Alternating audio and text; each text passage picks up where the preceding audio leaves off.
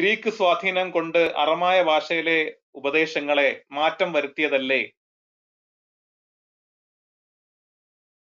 നിങ്ങൾ കാര്യങ്ങളെ കൃത്യമായി ബന്ധിപ്പിക്കുന്നുണ്ട്. അപ്പസ്തോലിക പിതാക്കന്മാരായ പോളികാർപ്പ്, ഇഗ്നേഷ്യസ് എന്നിവരുടെ ചിന്തകളിൽ ഗ്രീക്ക് സംസ്കാരത്തിന്റെയും പശ്ചാത്തലത്തിന്റെയും സ്വാധീനമുണ്ടായിരുന്നു എന്ന് കരുതുന്നതിൽ യുക്തിയുണ്ട്. ഇക്കാര്യത്തിൽ ശ്രദ്ധിക്കേണ്ട ചില പ്രധാന വസ്തുതകൾ താഴെ നൽകുന്നു. 1. പശ്ചാത്തലത്തിലെ മാറ്റം. യേശുവിന്റെ നേരിട്ടുള്ള ശിഷ്യന്മാർ പത്രോസ്, യോഹന്നാൻ തുടങ്ങിയവർ യഹൂദരായിരുന്നു. എന്നാൽ പോളികാർപ്പും ഇഗ്നേഷ്യസും ജീവിച്ചിരുന്നതും പ്രവർത്തിച്ചിരുന്നതും ഗ്രീക്ക് സംസാരിക്കുന്ന റോമൻ നഗരങ്ങളിലാണ്. ഉദാഹരണത്തിന് സ്മിർന, അന്ത്യോക്യ. ഇവർ കത്തുകൾ എഴുതിയത് ഗ്രീക്ക് ഭാഷയിലാണ്. ഗ്രീക്ക് ചിന്താഗതിയുള്ള ആളുകൾക്ക് യേശുവിനെ മനസ്സിലാക്കി കൊടുക്കാൻ അക്കാലത്തെ ഗ്രീക്ക് ദാർശനിക പദങ്ങൾ, ഉദാഹരണത്തിന് ലോഗോസ്, ഇവർക്ക് ഉപയോഗിക്കേണ്ടി വന്നു. 2. അർത്ഥവ്യത്യാസം സംഭവിക്കാനുള്ള സാധ്യത. ആരാമിക് പശ്ചാത്തലത്തിൽ ഒരു കാര്യം പറയുന്നത് ഗ്രീക്ക് പശ്ചാത്തലത്തിൽ പറയുന്നതിൽ നിന്ന് വ്യത്യസ്തമാണ്. ആരാമിക്കിൽ ദൈവത്തിന്റെ പുത്രൻ എന്ന് പറയുമ്പോൾ അത് ദൈവത്തോടുള്ള അനുസരണത്തെയും ബന്ധത്തെയുമാണ് സൂചിപ്പിക്കുന്നത്. ഗ്രീക്കുകാർക്ക് ദൈവപുത്രൻ എന്നത് പലപ്പോഴും ദൈവത്തിന്റെ അംശമുള്ള ദൈവത്തിന് തുല്യനായ ഒരാളാണ്. പോളികാർപ്പും മറ്റും ഈ ഗ്രീക്ക് ലോകത്ത് ജീവിച്ചവരായതുകൊണ്ട് അവരുടെ പ്രയോഗങ്ങളിൽ ഈ ദൈവത്വത്തിന് കൂടുതൽ ഊന്നൽ ലഭിച്ചു. 3.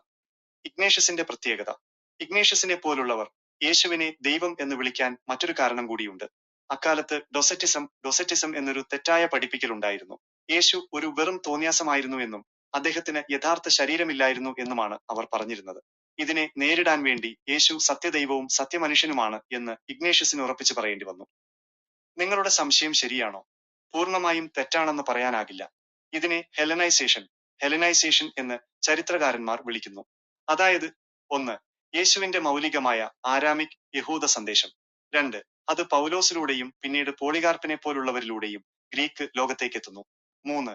ഗ്രീക്ക് ഭാഷയും തത്വചിന്തയും ചേർന്നപ്പോൾ യേശുവിന്റെ ദൈവത്വം കൂടുതൽ വ്യക്തമായി നിർവചിക്കപ്പെട്ടു, അല്ലെങ്കിൽ മാറ്റം വരുത്തപ്പെട്ടു. ചുരുക്കത്തിൽ, പോളികാർപ്പ് തുടങ്ങിയവർ യേശുവിനെ ദൈവമായി കണ്ടത് അവർ ഗ്രീക്ക് പശ്ചാത്തലത്തിൽ നിന്ന് കാര്യങ്ങളെ നോക്കിക്കണ്ടതുകൊണ്ടുകൂടിയാകാം. യേശുവിനെ നേരിട്ട് കണ്ട ശിഷ്യന്മാർക്ക് അദ്ദേഹത്തിന്റെ മനുഷ്യത്വമായിരുന്നു കൂടുതൽ അനുഭവവേദ്യമായത്. എന്നാൽ ഗ്രീക്ക് ലോകത്തുള്ളവർക്ക് അദ്ദേഹം സ്വർഗത്തിൽ നിന്ന് വന്ന ഒരു ദൈവിക രൂപമായിരുന്നു. ക്രിസ്തുമതത്തിലെ ഈ മാറ്റം എങ്ങനെയാണ് പിന്നീട് റോമൻ സാമ്രാജ്യത്തിന്റെ ഔദ്യോഗിക വിശ്വാസമായി മാറിയത് എന്ന് അറിയാൻ താല്പര്യമുണ്ടോ? അതാകുമ്പോൾ ചിത്രം കൂടുതൽ വ്യക്തമാകും. അപ്പോൾ മാറ്റം വരുത്തുക എന്നത് ഇവരുടെ പ്രത്യേകതയായി വിശുദ്ധ ഖുർആൻ പറഞ്ഞത് സത്യമല്ലേ? യുഹർരിഫൂനൽ കലിമ അൻ മവാദിഇഹി എന്ന് പറഞ്ഞ ആയത്ത്. നിങ്ങൾ സൂചിപ്പിച്ച ഖുർആനിക സൂക്തം യുഹരിഫൂനൽ കലിമ അൻ മവാദിഹി, അവർ വാക്കുകളെ അവയുടെ സ്ഥാനങ്ങളിൽ നിന്ന് മാറ്റം വരുത്തുന്നു. സൂറ അൽ മാഇദ 13, അൻ-നിസ 46. ഈ ചരിത്രപരമായ സാഹചര്യവുമായി ചേർത്ത് വായിക്കാവുന്നതാണ്.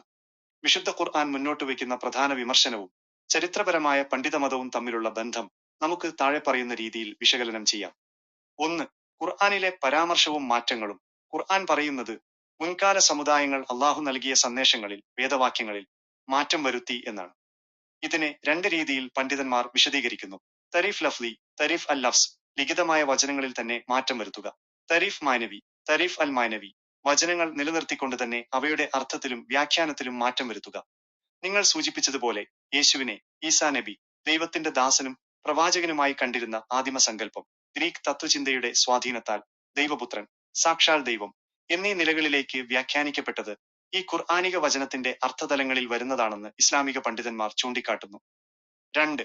പോളികാർപ്പും ഇഗ്നേഷ്യസും. ഈ പ്രക്രിയയിൽ പോളികാർപ്പിനെ പോലെയുള്ളവർ അപ്പസ്തോലന്മാരുടെ ശിഷ്യന്മാരായിരുന്നു എന്ന് അവകാശപ്പെടുമ്പോഴും അവരുടെ എഴുത്തുകളിൽ ഗ്രീക്ക് ദാർശനിക പദങ്ങൾ ഉപയോഗിച്ച് യേശുവിനെ ദൈവമാക്കുന്ന പ്രവണത കാണാം. യേശു ഒരു അബ്ദുള്ള, ദൈവത്തിന്റെ ദാസനാണെന്ന മൗലികമായ സത്യം മറച്ചുവെക്കപ്പെടുകയും പകരം ഗ്രീക്ക് ചിന്തയിലെ ലോഗോസ്, വചനം എന്ന സങ്കല്പത്തിന് പ്രാധാന്യം നൽകുകയും ചെയ്തു.